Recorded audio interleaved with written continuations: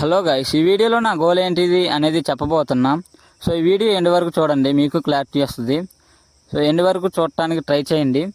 చాలామందికి నేను జిమ్కి ఎందుకు వెళ్తాను అనేది డౌట్ ఉంది కదా. సో నేను జిమ్ చేసి బాడీ బిల్డ్ చేసి కాంపిటీషన్కి వెళ్ళి అంత ఇంట్రెస్ట్ అయితే లేదు. ఓన్లీ స్పోర్ట్స్ కోసమే వెళ్తున్నా, నేను ఫిట్గా ఉండడానికి మాత్రమే. సో నా గోల్ వచ్చేసి వివో ప్రో కబడ్డీ. నేను 8th క్లాస్లోనే ఫిక్స్ అయ్యా. సో చేయరగటం వల్ల బ్రేక్ ఇచ్చా, మళ్ళీ స్టార్ట్ చేద్దాం అనుకుంటా. చాలా మందికి నవ్వు వస్తుంది, వాళ్ళ గురించి తర్వాత మాట్లాడదాం. మీకు ఈ డౌట్ వస్తుంది, వీడు ఎలా వెళ్తాడు అనేది.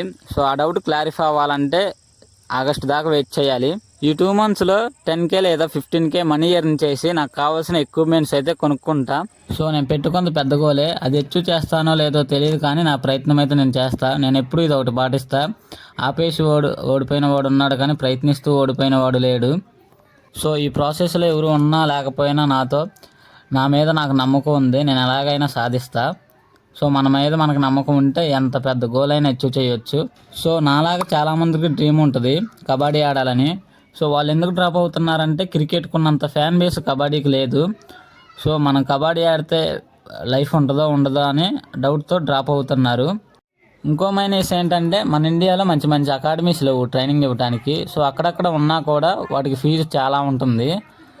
సో చాలామందికి డౌట్ ఉంటుంది, నువ్వు ఎలా అచీవ్ చేస్తావని. నాకు ఒకే ఒక ఆపర్చునిటీ, అది సోషల్ మీడియా. నా స్కిల్స్ మీద నాకు నమ్మకం ఉంది. సో నేను ఎలాంటి సిచ్యువేషన్లో ఉన్నా గివప్ మాత్రం ఇవ్వను. సో నాకు 4 years టైం ఉంది. ఈ 4 yearsలో స్టడీ అండ్ గేమ్ ఏది నెగ్లెక్ట్ చేయను, రెండింటికి 100% ఎఫెక్ట్స్ పెడతా. సో ఒకవేళ నేను వివో ప్రో కబడ్డీ వెళ్ళలేకపోయినా, సో నేను మంచి పొజిషన్లో ఉంటే మంచి అకాడమీ పెట్టి ఫ్రీగా ట్రైనింగ్ ఇస్తా.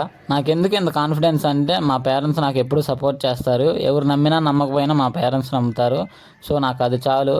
ఇంకో పాయింట్ ఏంటంటే మనకు చాలామంది సజెషన్లు ఇస్తారు. సో అందరు చెప్పేది వినాలి. సో మనం ఏ పని చేస్తే మనం ముందుకు వెళ్తామో అంటే మనం ఆ పని చేసేయాలి. సో ఈ 4 yearsలో నా గోల్ రీచ్ అయినా అవ్వకపోయినా నేను రీగ్రెట్గా ఫీల్ అవును. అట్లీస్ట్ నేను ట్రై చేశా అని హ్యాపీగా ఉంటా. సో ఇంకో పాయింట్ ఏంటంటే మన మీద మనకు నమ్మకం ఉండాలి. మనం ఎలాంటి సిచ్యువేషన్లో ఉన్నా మన మీద మనకు నమ్మకం పోకూడదు. సో కాన్ఫిడెన్స్ అనేది most important in our life. So ఇంకో పాయింట్ ఏంటంటే మన లైఫ్లో 2-3 ఫ్రెండ్స్ కంటే ఎక్కువ ఉండకూడదు. వాళ్ళు కూడా ప్యూర్ ఆనెస్ట్గా ఉండాలి. మనం ఏదన్నా తప్పు చేస్తున్నామంటే మన మొహం ముందే చెప్పేయాలి. సో మనం ఎలాంటి పెద్ద పెద్ద గోల్స్ పెట్టుకుంటే ఎలాంటి మైండ్ సెట్తోనే ఉండాలి. అప్పుడైతే మనం అచీవ్ చేస్తాం మన గోల్ అనేది. చాలా మంది నేను ఈ పని చేస్తే నన్ను చూసి నవ్వుతారేమో అని ఆ పని చేయటం ఆపేస్తారు.